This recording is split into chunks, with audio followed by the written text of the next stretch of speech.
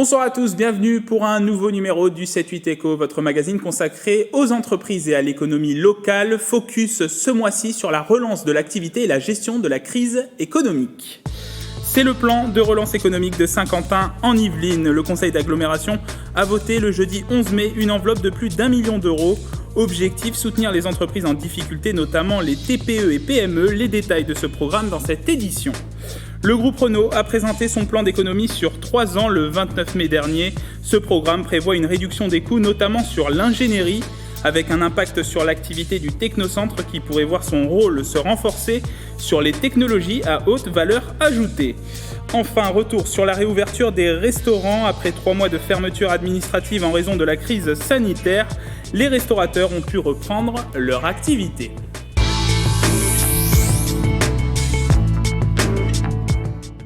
La Banque de France prévoit une chute du PIB de 10% sur l'année 2020. Face à cette récession et à l'incertitude de la reprise économique, les différents secteurs d'activité sont accompagnés par les aides de l'État. Une mobilisation aussi au niveau des collectivités territoriales. C'est le cas de l'agglomération de Saint-Quentin en Yvelines. Et pour en parler, nous sommes avec Othman Nasrou. Bonsoir. Bonsoir. Je rappelle que vous êtes président en charge du développement économique à Saint-Quentin en Yvelines et aussi conseiller régional. Le conseil d'agglomération de Saint-Quentin en Yvelines a voté jeudi 11 juin plusieurs dispositifs pour accompagner les entreprises du territoire. Tout à fait. C'est le plan de relance de l'agglomération. Maintenant que la crise sanitaire, en tout cas, semble maîtrisée, il faut qu'on fasse le maximum pour sauver l'activité économique, la redresser et faire en sorte qu'on retrouve des niveaux d'activité.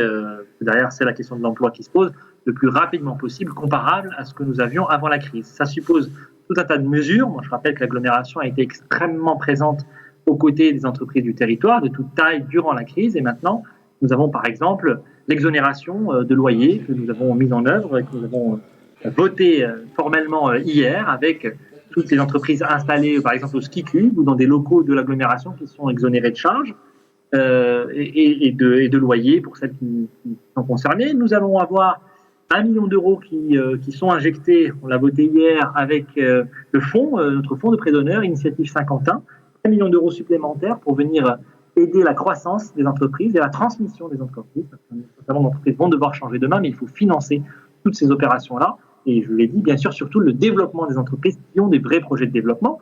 Et puis surtout, nous travaillons main dans la main avec la région Île-de-France, avec ce fonds résilience qui a été mis en place par la région Île-de-France et par la Banque des territoires.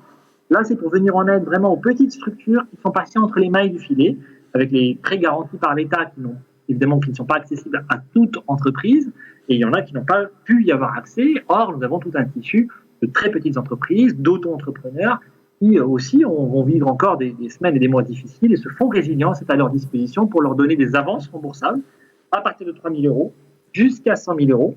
Et l'agglomération finance cela main dans la main avec la région, avec la Banque des territoires. Nous y avons consacré une enveloppe de 500 000 euros pour financer au moins une centaine de petites structures sur l'agglomération pour leur permettre de rebondir et d'être résilientes justement avec les conséquences de cette crise sanitaire.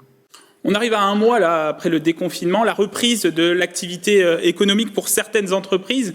Les restaurants, c'est venu après, à partir de début juin. Comment s'est passée la reprise de l'activité économique à Saint-Quentin en Yvelines ?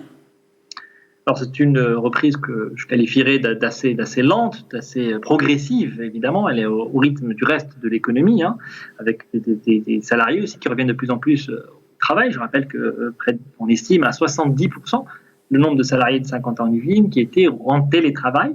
Et donc, forcément, aujourd'hui, on est sur un retour progressif de l'emploi et un redémarrage de l'activité, mais qui fait des dégâts, incontestablement. On a un certain nombre de difficultés sur des entreprises, d'ores et déjà. Et la crainte, c'est bien sûr que ces difficultés s'intensifie, d'où ces filets de sécurité dont on a parlé à l'instant. Et cette reprise aujourd'hui, en plus, elle est caractérisée par le fait que Saint-Quentin en Yvelines est très positionné sur des filières particulièrement marquées par la crise, l'aéronautique, l'automobile, pour ne citer que ces 2 exemples.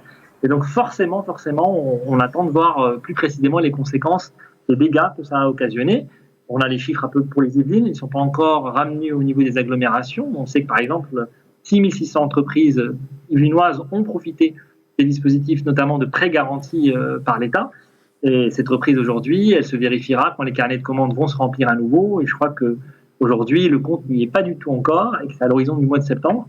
On verra à quel rythme on retrouve un niveau d'activité décent. Vous avez vu que les projections de la Banque de France, d'ailleurs, sur tout le territoire, nous donnent un retour à la normale que dans un petit peu moins de 2 ans. J'espère que sur 50 ans en Yvelines, avec les mesures que nous prenons et avec le tissu économique que nous avons, nous pourrons aller plus vite. Aujourd'hui, nous n'y sommes pas encore. Merci Othman Nasrou. C'est moi qui vous remercie. Vice-président en charge du développement économique à Saint-Quentin-en-Yvelines et conseiller régional d'Île-de-France.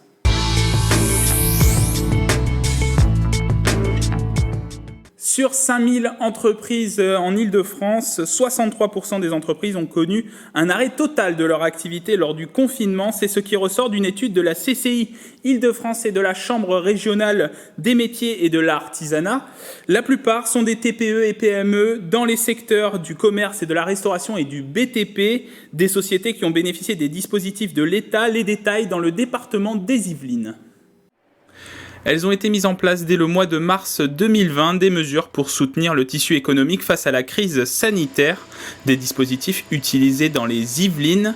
Tout au long de la crise, dans le département, 24 438 sociétés ont eu recours au chômage partiel pour près de 300 000 salariés. Au 1er juin, elles représentent 65% des entreprises du territoire. Concernant les prêts garantis par l'État, 7 846 sociétés ont bénéficié de cette mesure pour des crédits atteignant plus de 1 milliard d'euros. Le gouvernement a aussi décidé d'agir sur les échéances fiscales des entreprises. Au total, 43 millions d'euros de recettes fiscales ont été reportés pour les établissements situés dans les Yvelines. Destiné aux TPE-PME, le Fonds de solidarité abondé par l'État et la région a permis de soutenir 26 975 entreprises pour un montant de 66 millions d'euros dans le département. Face aux grandes difficultés du secteur de l'aéronautique face à la crise sanitaire, le gouvernement a présenté un plan de relance. Au total, 15 milliards d'euros d'aides, d'investissements et de prêts garantis par l'État pour les acteurs de cette filière. Prolongement des aides de l'État, soutien aux exportations, création de fonds d'investissement pour les PME et ETI ou encore favoriser la recherche et développement orienté vers un avion vert. Un plan dont va bénéficier la PME Sumécatronique basée à Manille-les-Hameaux, spécialisée dans l'industrie du tournage et fraisage. C'est un sous-traitant de Safran et Thales directement impacté par la crise sanitaire. Écoutez son directeur, Steve Camer.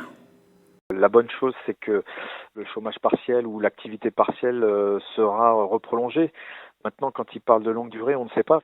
Maintenant, j'ai entendu dire que il y a avoir des milliards débloqués pour renforcer les capitaux propres des entreprises. Il va falloir qu'ils soient un peu plus précis là-dedans, parce que moi, d'après mes sources, on avait parlé d'Aerofund numéro 4. Donc, c'est des fonds participatifs, effectivement, du Big Four, qu'on appelle Airbus, Dassault, Safran et Thales, et qui rentreraient dans le capital des sociétés. Maintenant, il faut savoir qui veut rentrer au capital ou pas, quoi.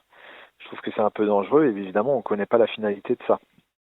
Le groupe Renault a présenté son plan d'économie sur 3 ans le vendredi 29 mai, une réduction des coûts de 2 milliards d'euros dans les activités de l'ingénierie, de la fabrication et des fonctions support. Près de 4600 postes vont être supprimés en France. Concernés par ce programme, le Technocentre Renault de Guyancourt. Les détails dans ce reportage. Et si les Yvelines devenaient le pôle d'innovation de Renault avec le plan d'économie du groupe ? Présenté par la direction, le programme prévoit 2 milliards d'économies, notamment une réduction de 800 millions d'euros des coûts sur l'ingénierie. L'objectif est de réduire la diversité des véhicules et de concentrer le développement des technologies à haute valeur ajoutée sur les sites d'Île-de-France, notamment au Technocentre de Guyancourt. Notre Technocentre, qui est célèbre, situé à Guyancourt, restera une forteresse technologique française. Toutes les études de technologie d'électrification seront bien entendu centralisées là. Les technologies des services de transport intelligent, tout ce qui est connectivité, tout ce qui reposera sur 4G, 5G, tous ces sujets fondamentaux dans lesquels d'ailleurs Renault sera désigné comme un des grands leaders dans l'Alliance, seront évidemment centralisés au Technocentre. Malgré cette concentration, près de 4600 postes sont concernés par des mesures de reconversion ou de départ volontaire en France. Au Technocentre, les premières hypothèses évoquent 1500 personnes concernées. La restructuration de l'activité ingénierie passe aussi par la réduction du nombre de sous-traitants. C'est beaucoup de centres d'ingénierie partenaires, on va dire, qui risquent d'être obligés de supprimer des emplois. Et pour Renault, Technocentre, c'est également un départ de certaines activités que nous faisons sur le site et donc il y aura des suppressions de postes. Il va falloir piloter cette décroissance des effectifs au regard de l'activité. Parce qu'aujourd'hui, il faut se le dire, l'ingénierie Renault a été sous tension ces dernières années. Donc là, il va falloir piloter cette décroissance d'activité d'une façon intelligente et que tout le monde se retrouve bien et ne soit pas déstabilisé par encore une réorganisation qui ne serait pas forcément judicieuse. Des discussions sont déjà engagées entre la direction et les partenaires sociaux. Autre conséquence de ce plan d'économie, le programme ETCR de rénovation du Technocentre pourrait être revu et réétudié pour réduire les coûts. Depuis le début du mois de juin, les restaurants ont rouvert leurs portes et relancé leur activité. Une bonne nouvelle pour les clients et surtout pour les restaurateurs. Ils ont été frappés par la crise sanitaire avec la fermeture obligatoire de leur établissement avec des conséquences économiques. Le reportage de Manon Varaldo, Mathilde Milly et Aurélie Ronze. On s'active en cuisine pour accueillir les clients. Ils peuvent depuis le 2 juin venir de nouveau déguster leur plat en terrasse qui peut accueillir jusqu'à 50 personnes. Pendant le confinement, ces 6 salariés étaient en chômage partiel, une perte sèche pour le gérant. J'avais des réservations la semaine de 30 personnes, etc., où il y avait des acomptes qui avaient été versés. C'est des choses qu'on ne fera pas par la suite. C'est pas reporter un anniversaire quand on a 40 ans, on ne le refait pas un an après. Le mois de mars, même s'il restait 15 jours, c'est une perte de chiffre d'affaires de 58%. Au mois d'avril, c'est 100%, vu que c'était fermé. Et à partir du mois de mai, j'ai essayé de me réorienter, de la vente emportée avant. Une fermeture compliquée également pour cet établissement où se trouve une cave à vin à l'intérieur du restaurant depuis novembre. Plein de projets mis en place, difficiles à tenir avec le confinement. Le but du jeu, c'était de survivre pendant une période qui n'était pas fixée. En établissement, même s'il est fermé, vous doutez qu'il y a des assurances à payer, il y a des loyers à payer, etc. Une fois qu'on a eu le prêt, c'est une chose, mais c'est des choses qu'on aura payées plus tard. Panneaux d'avertissement des consignes sanitaires et gel hydroalcoolique à l'entrée de leur terrasse couverte. Ces restaurateurs se réjouissent d'être ouverts de nouveau, même si l'activité ne permet pas de fonctionner normalement. Il y a encore beaucoup de télétravail. Toutes les entreprises n'ont pas reprise. Donc obligatoirement, on a beaucoup moins de monde. Voilà. Donc on doit tourner à peu près à 25-30% de notre activité habituelle. Là, c'est pas compliqué. Là, on est ouvert, mais on perd de l'argent. Tous attendent l'ouverture en totalité de leur restaurant prévu le 22 juin. C'est la fin de ce numéro. Merci de nous avoir suivis. Une émission à revoir en replay sur notre site internet ou sur l'application mobile. À bientôt sur TV78.